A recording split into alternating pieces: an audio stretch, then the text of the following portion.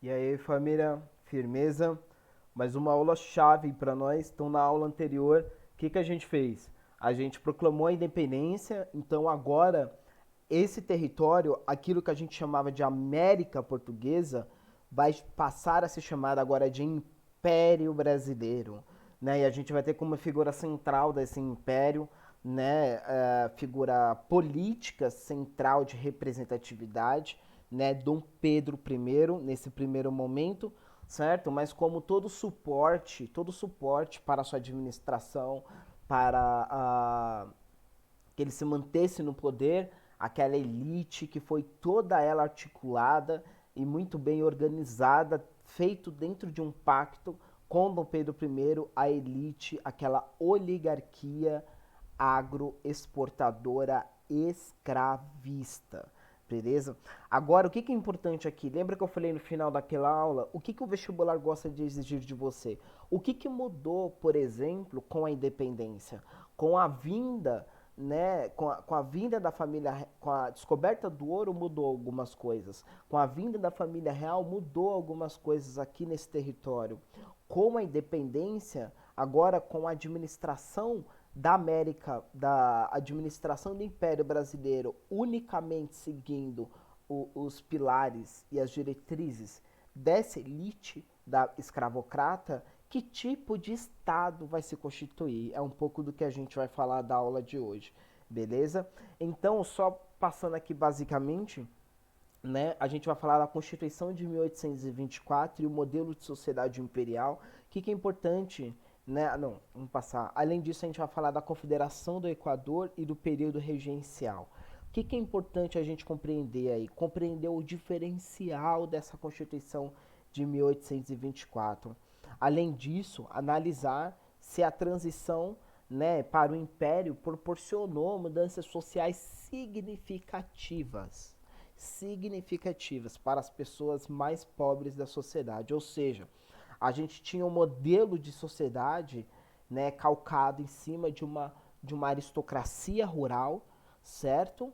Onde eles eram uma oligarquia, né, agroexportadora, ou seja, produzia esse produto aqui para exportar para o exterior, que era calcado e tinha como base fundamental, fundante, desde 1530 até passa por todo esse período a mão de obra escrava.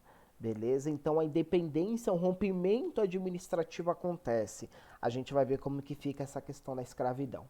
Beleza? Então entender e analisar essa transição, saber se ela houve mudanças ou não e entender a importância da Guarda Nacional e do Código de Processo Criminal para transferir o monopólio do uso da força para a elite imperial. O que é importante aqui você entender desse terceiro ponto aqui, quebrado? Pega no seu caderno e escreve assim, ó, elite brasileira, aí você coloca assim entre colchetes, né, os safados, escravocratas, aí você põe assim, ó, do outro lado, imperador, tá ligado? E você põe uma setinha entre esses dois, ou seja, eles estão ligados, eles têm um pacto entre eles.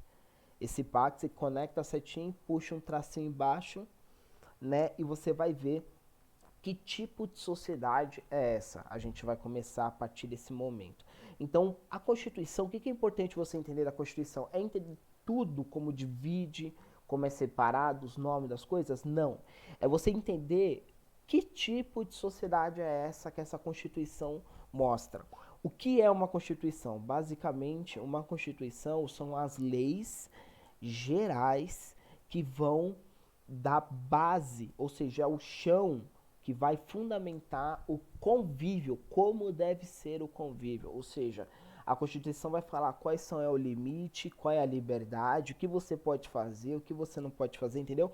Ela vai dizer como que deve ser o convívio dentro desse território. São as leis fundamentais de como vai dizer como essas pessoas vão viver, o que vai ser crime, o que não vai ser crime. Beleza? Então você sabendo um pouco dessa Constituição, o que você vai saber? Você vai saber mais ou menos que cara essa sociedade tem. A gente vai fazer o caminho inverso. Entendeu? Isso é importante. Por isso que é importante você compreender ela. Não para você decorar as divisões, isso não interessa, tá ligado? Nem o vestibular vai cobrar isso de você. Mas ele vai exigir você saber o contexto geral dela. Beleza? Então, o Dom Pedro, né? Calma aí.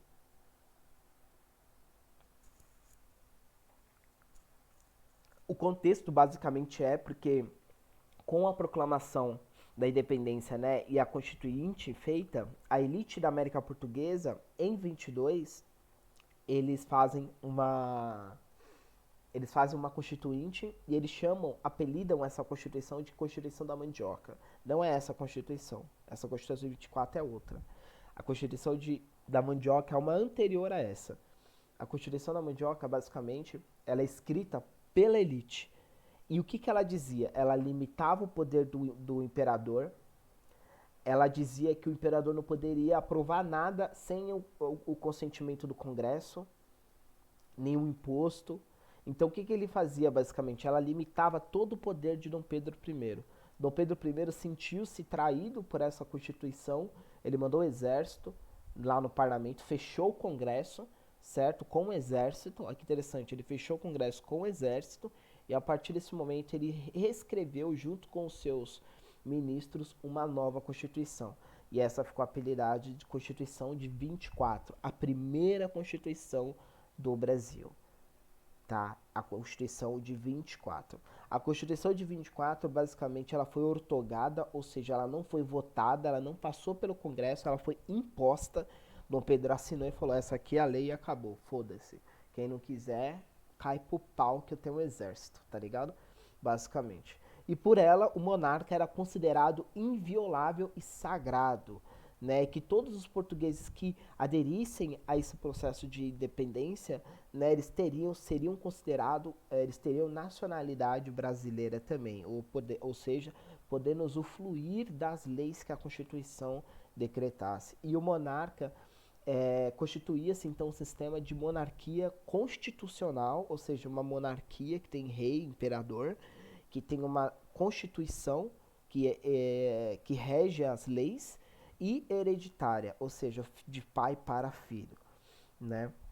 E ele decretava que é importante a união entre igreja e Estado, a separação só vai ocorrer lá na República, tá? Aqui é a união, todo o império do Brasil ocorre a união entre igreja e Estado. Quando ocorrer, presta atenção no que eu estou escrevendo, escreve isso no seu caderno.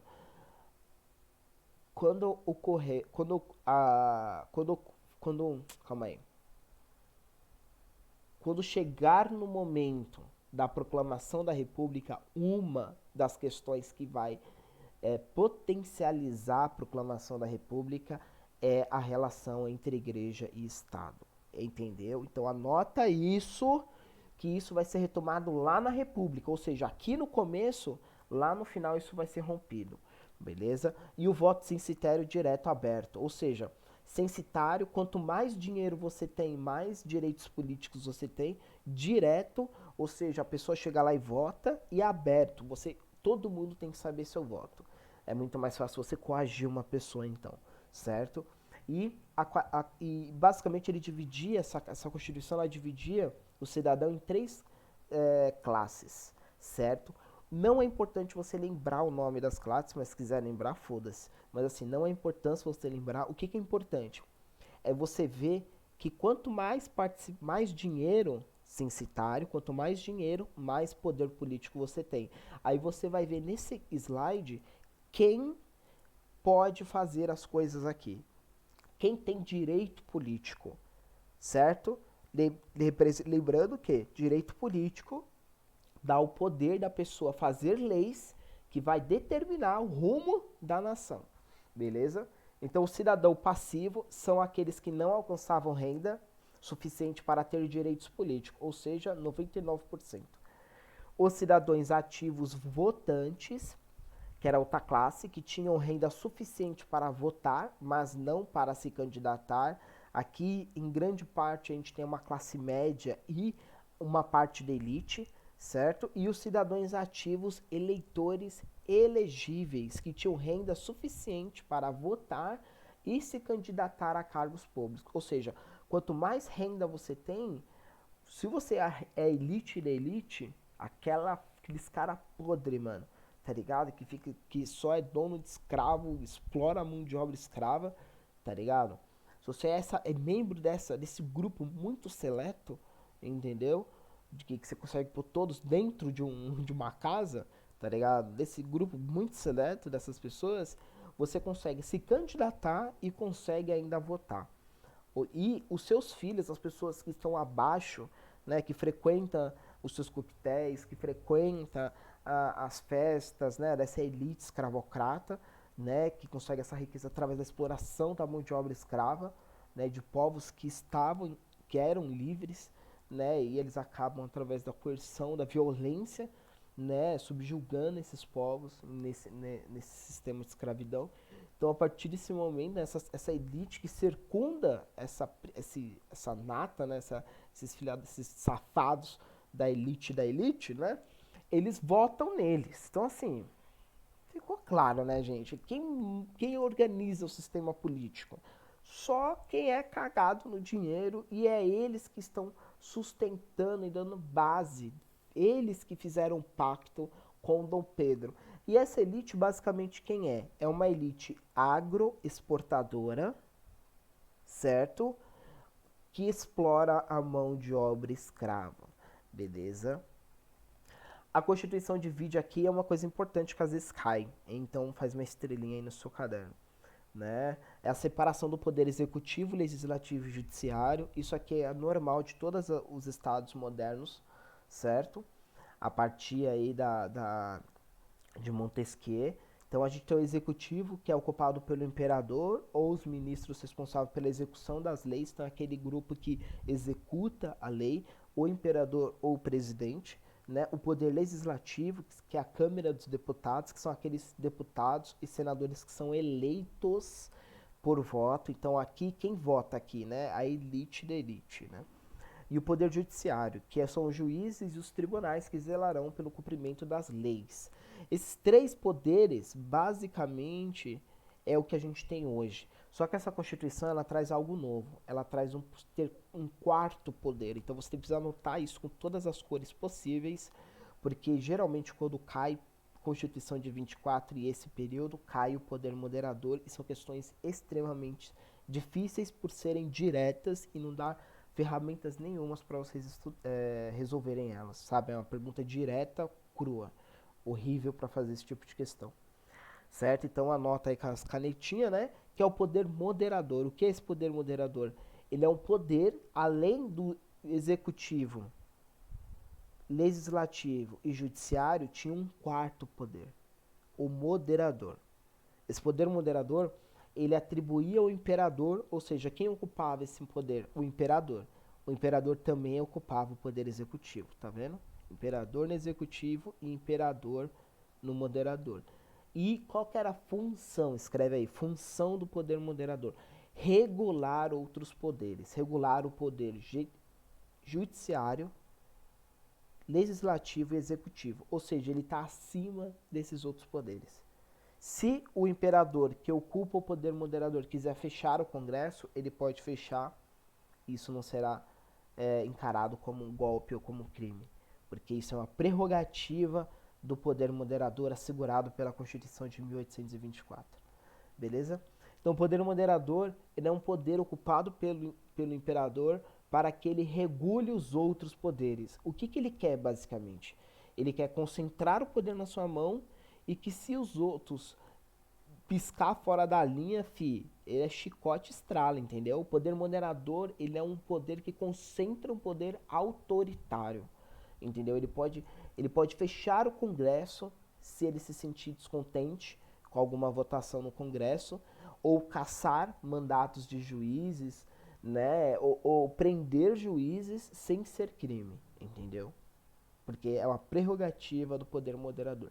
Isso daqui é muito diferente e geralmente eles gostam de trazer esse poder moderador para mostrar que o poder executivo, legislativo e judiciário, para que viva harmonicamente, eles têm que nenhum pode ter mais poder do que o outro.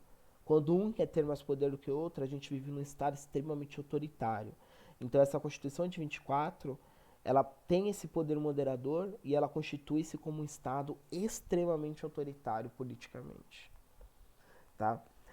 E além disso a gente tem aí, né, que esse é o cenário da sociedade, esse primeiro momento da aula, tá? Então a gente tem uma sociedade extremamente elitista, que só a participação política é destinada unicamente para a elite, ou seja, é cota, aqui na Constituição de 1824, a gente vê que tem cota 100% para a elite, ou seja, se você alcançar determinada renda, você vota.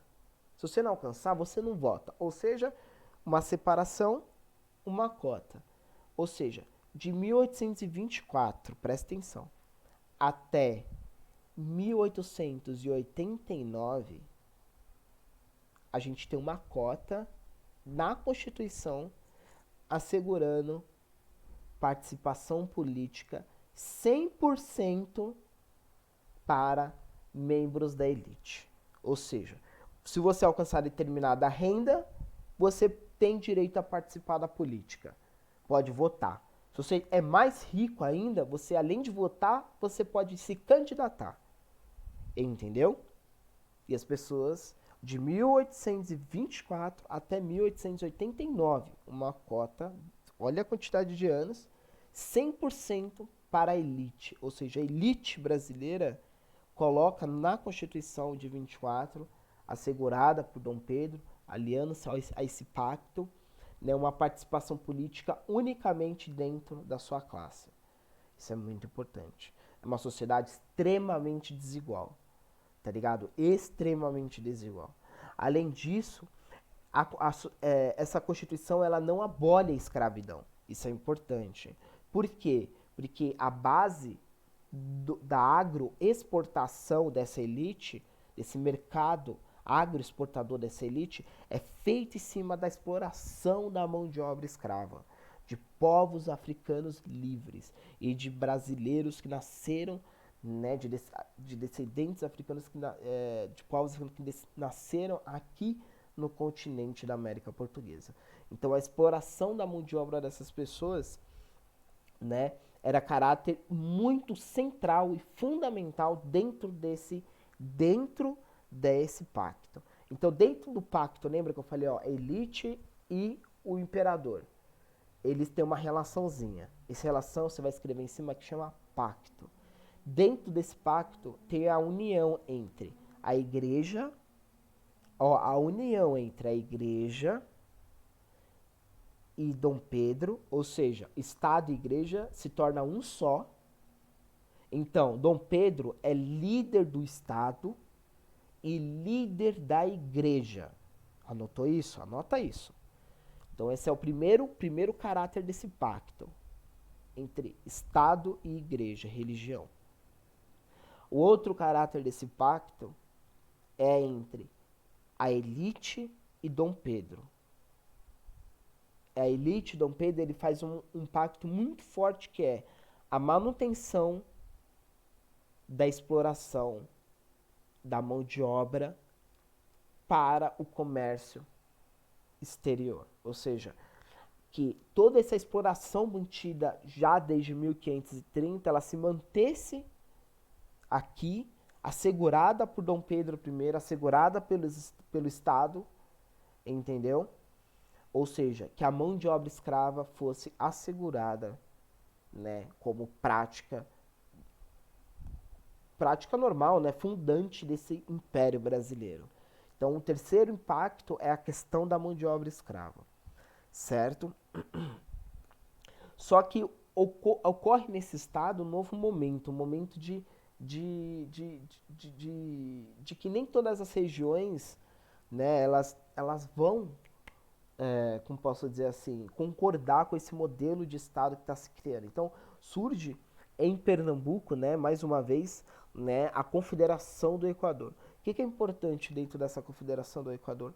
Né, é que dentro desse Estado independente, não só as tropas portuguesas se rebelaram, mas próprias regiões, diversas regiões do Império tentaram se separar, nesse processo de dependência. Aqui é muito importante para a gente entender que foi um processo de dependência e consolidação desse Estado, né, dessa sociedade que se constitui agora nesse primeiro momento dessa aula.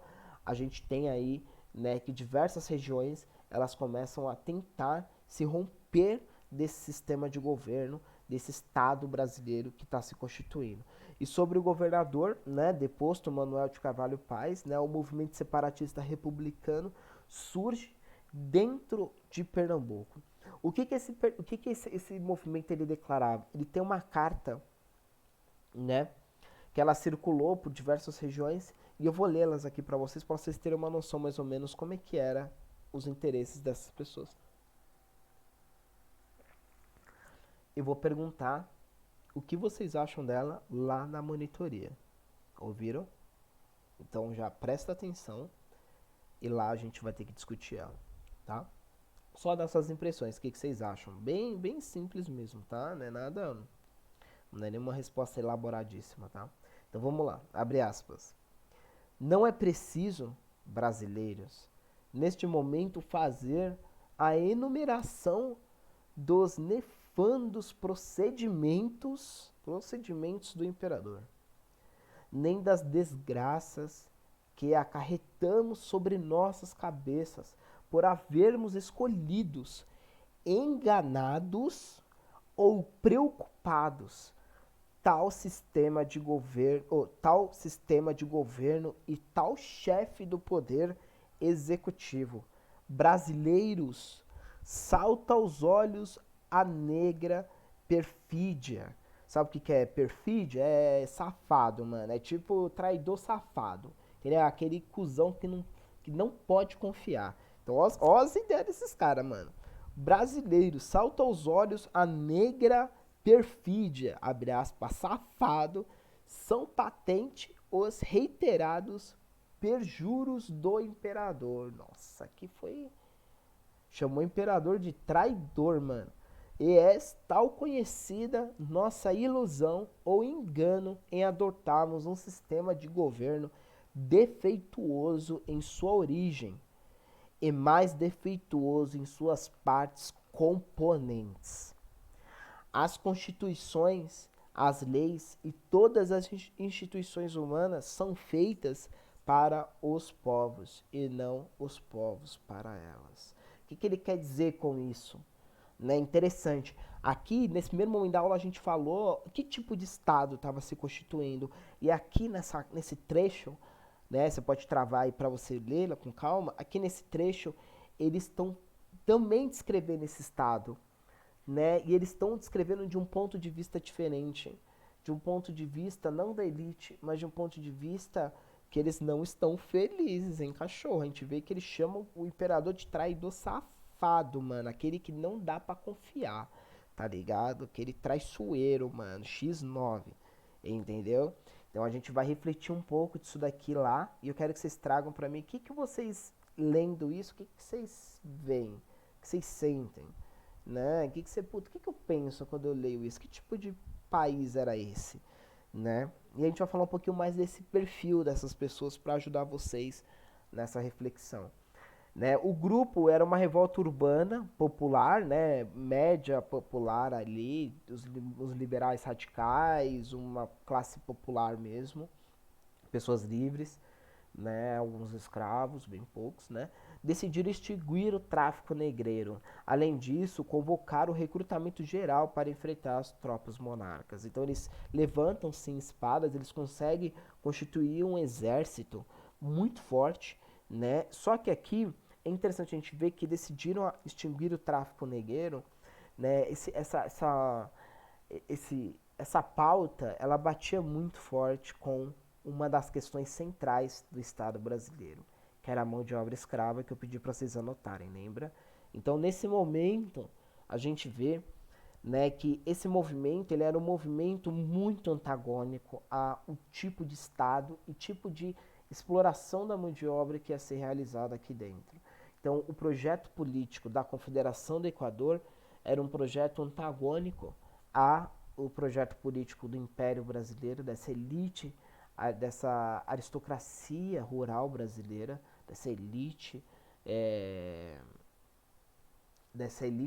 agroexportadora, certo? Então a gente vê aí que nem tudo que se constituía aqui nesse território eram coisas que eram, tipo assim, tava todo mundo felizão, tá ligado?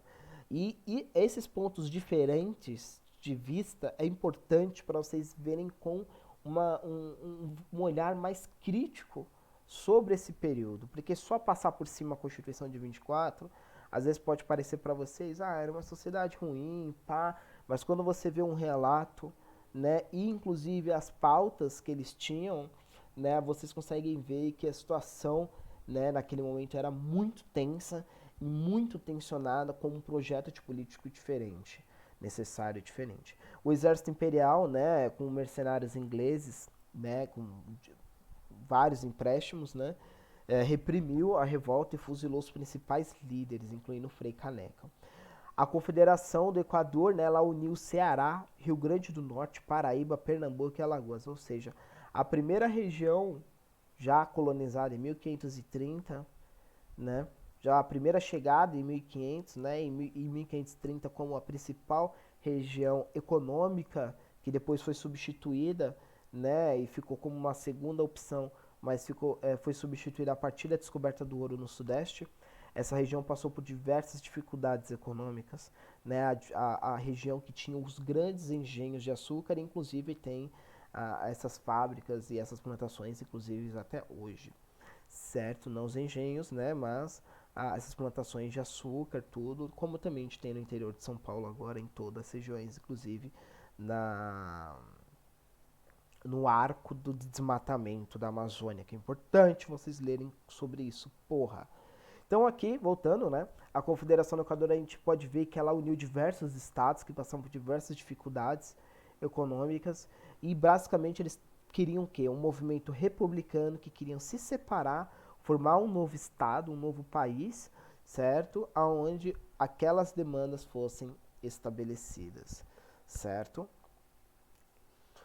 E agora a gente vai falar um pouco da abdicação, né, de Dom Pedro. Então a balança comercial, né, ela ficou muito deficitária devido ao aumento da dívida externa. Lembrando aqui que o pagamento, né, a independência, né, o Dom Pedro I conseguiu vencer as tropas portuguesas, ele venceu a Confederação do Equador, então ele conseguiu consolidar todo o território, certo? Só que nos tribunais internacionais, né, Brasil, Dom Pedro I, né, Brasil, o Império Brasileiro especificamente, ele foi condenado a indenizar, né, Portugal devido à posse que Portugal tinha dessas terras e para o reconhecimento da independência, essa indenização foi paga através de intermédio de banqueiros ingleses. Então, tanto o pagamento da indenização de Portugal para Portugal devido à perda do território da América Portuguesa para conseguir a independência, mas também os combates, né, muito daqueles empréstimos que a família real veio aqui, né, pegaram aqui para constituir toda essa estrutura, também foram deixados aqui, né, em favor desse Estado, para ele pagar. Então, um empréstimo, surge um império extremamente endividado, e isso já era algo que estava muito, muito bem estabelecido e planejado pelos ingleses já em 1808, com a vinda da família real para cá. Beleza? Então, esse interesse em endividar o Império Brasileiro, né, sempre ser a primeira opção, né, de negociação, de empréstimos, né, a Inglaterra estendia todos os seus interesses aqui nas Américas. E esses enormes gastos, né, acabou enfraquecendo muito Dom Pedro, e Dom Pedro começou a passar por diversas críticas extremamente pesadas. Se liga, né? Dom Pedro, crítica pesada pra Dom Pedro, né? Não tem como. O cara é um cuzão, né, parça? Então, assim, ele começou a passar por diversas críticas, né? Inclusive de jornalistas importantes, como Líbero Badaró, né? E esse Líbero Badaró, ele acaba sendo assassinado, e na investigação do crime descobrem que o chefe o chefe da guarda pessoal de Dom Pedro, né, um dos chefes da guarda pessoal de Dom Pedro era o responsável, né, pelo assassinato desse jornalista que fazia críticas a Dom Pedro I e a forma de governo e de Estado que ele estava consolidando. Isso acabou virando a opinião pública muito forte contra Dom Pedro, então os liberais radicais se voltaram muito forte contra ele, né? Mas a elite ainda se manteve meio que segurando, mas Dom Pedro, né, devido a essas altas dívidas e a quebra, né, o Banco do Brasil acaba quebrando, né, nesse mesmo período, Dom Pedro abdica, volta para Portugal e deixa o seu filho aqui, Dom Pedro de Alcântara, beleza? Com 5 anos de idade. A partir desse momento, funda-se o período que a gente vai chamar de regência, tá? Esse momento é o momento que fica entre o primeiro Império Brasileiro, de Dom Pedro I, e o segundo Império Brasileiro, que é o Dom Pedro II. Beleza? Então, do Pedro I e Dom Pedro II, entre eles, tem um momento que chama período regencial. O que é importante nesse período? É aquele terceiro ponto dos objetivos a ser alcançado. Compreender que agora, com Dom Pedro I fora, quem vai governar e quem vai ser os principais líderes à frente da política desse império brasileiro. Agora, a elite brasileira. E quem é a elite que consegue se candidatar? Só aquela elite escravocrata extremamente rica, beleza? Então é importante aqui, não só a escravocrata, mas principalmente ela, né? Porque o do comércio, os comerciantes, a maioria deles eram ainda descendentes portugueses direto ou portugueses que conseguiram a nacionalidade com a Constituição de 1824. Então, a maior parte dessa participação política dentro do Congresso ela se dava dentro de uma elite escravocrata.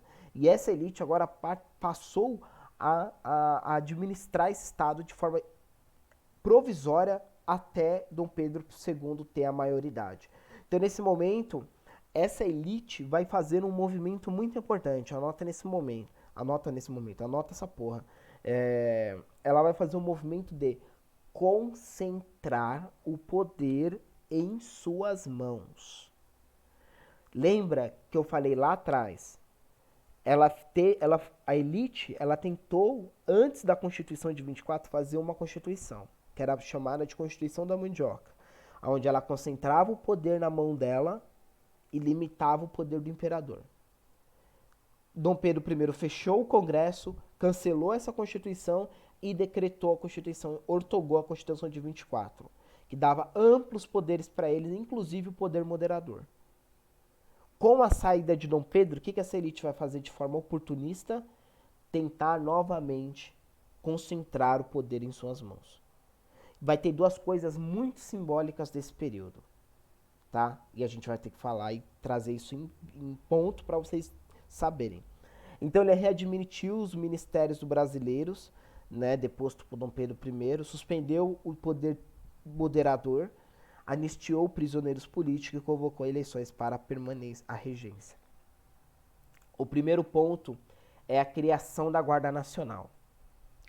O padre Feijó, né, ele é ministro nesse momento, nessa regência, e ele cria um braço armado que vai ser, como posso dizer, liderado pela elite, pelos coronéis da elite. O que é um coronel?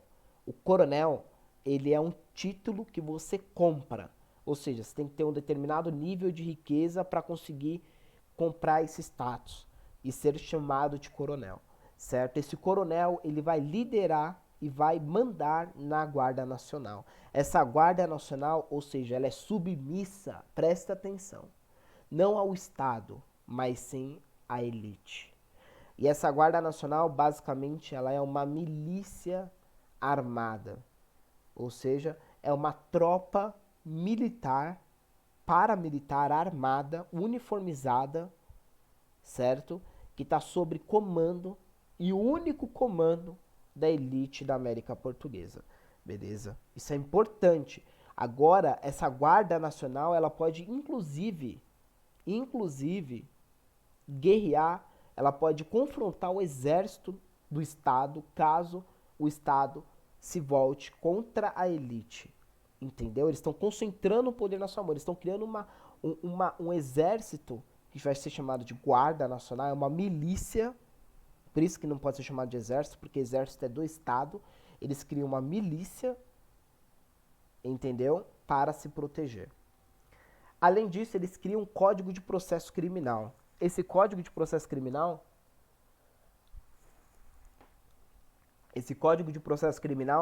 ele transfere para os juízes da paz, que são eleitos por votos censitários, ou seja, também para se candidatar só se você for da elite mesmo, bem daquela elite que pode candidatar e votar. E esses juízes da paz, eles estão alinhados com esses coronéis, ou seja, eles fazem parte não do Estado, mas sim do governo. Então esse Código de Processo Criminal, ele dá o controle da justiça municipal, né, para esses juízes da paz. Ou seja, os coronéis prendem e os juízes da paz julgam e condenam. Pronto. Agora a elite da América, a elite do Império Brasileiro, ela prende você, não precisa do Estado, ela não precisa chamar o Estado. Ela prende você e ela julga você. Entendeu? Entendeu como isso concentra o poder nessa elite? É a mesma coisa que eles tentaram fazer em 24. Só que nesse momento é um momento muito conturbado, e esse momento, né, tem um desgaste político muito forte. Né? Então os liberais exaltados, eles fazem diversos movimentos republicanos, por exemplo, a cabanagem no Pará, a sabinada, a balaiada, a farroupilha no Rio Grande do Sul, né? As carrancas, na realidade a carrancas é a única que se diferencia dessas quatro aqui, que são movimentos republicanos, e são um movimento onde a classe média se revolta contra essa elite, né? Basicamente por discordar da forma administrativa que essa elite está dentro desse império. E a Carrancas é uma revolta que ocorre numa fazenda em Minas Gerais, onde escravos, né, que são presos dentro dessa fazenda, certo? Em regime de escravidão, eles se revoltam e queimam a fazenda, destrói tudo, parça. Os caras atacam fogo e tudo, fogo nos racistas, certo? Então tinha um apoio, né, da opinião pública, e essa regência começa a passar por diversas instabilidades devido a essas diversas revoltas. Né? O questionamento agora está virado diretamente a essa elite, e essa elite tenta sair de cena e dar o golpe da maioridade, né, em Dom Pedro, para que ele assumisse o poder com 15 anos de idade. Então eles chegam para Dom Pedro e falam, ó, se você garantir o comércio externo, garantir que a mão de obra escrava permaneça, mantendo os meus lucros, os meus ganhos com o comércio exterior, a gente apoia você. Dom Pedro, com 15 anos de idade, né, é elevado ao cargo, né, de imperador, e agora ele parte e inaugura o Segundo Império, beleza? Só que nesse período, só para fechar, a gente destaca que surge um novo grupo, né, um novo agente econômico em destaque, que é no Sudeste brasileiro, que são os Barões do Café. Fluminense ali, geralmente no Vale da Paraíba, tá? O café, ele torna-se pouco a pouco produto de pauta de exportação. Então, a gente tem a cana-de-açúcar, a gente tem as drogas do sertão, a gente tem o charque sulista, a gente tem uma economia muito diversificada nesse período, certo? Mas o açúcar está passando por uma crise bem ferrenha, a gente viu lá, desde 1817, certo? E surge, né, um produto que é produzido muito forte ali no Caribe, né? Ali no Golfo do Caribe, certo? É produzido muito ali, que são café, geralmente nas colônias francesas se produz muito café, e esse produto chega, né, em grande demanda para a América, para o Império Brasileiro, e essa elite, esses grandes escravocratas, eles começam agora a também produzir esse café, a ponto de ter largas extensões de terra e ser considerados como barões do café. Beleza? Aqui a gente tem um trecho do Linhares, né, da Maria Ieda Linhares, onde ela fala que a produção estimada do quinquênio, né, de 1821 até 25 era de quase 500 mil sacas de 5 arrobas, certo? Em 26,30 já passou para 1.600.000. Em 36,40, né, chegando a 4,5 milhões de sacas, entendeu? Então a gente vê que o bagulho tem uma crescente vertiginosa de 45 a 21. Então, em torno aí de 19 anos, o bagulho fica louco, parça. Entendeu? Então é isso. Agora a gente vai falar um pouco desse segundo reinado, né? Um pouco dessa consolidação política, como que Dom Pedro, com 15 anos de idade, vai administrar essa porra desse território, esses conflitos do cacete. E em seguida a gente vai falar da Guerra do Paraguai, beleza? Tamo junto, é nóis.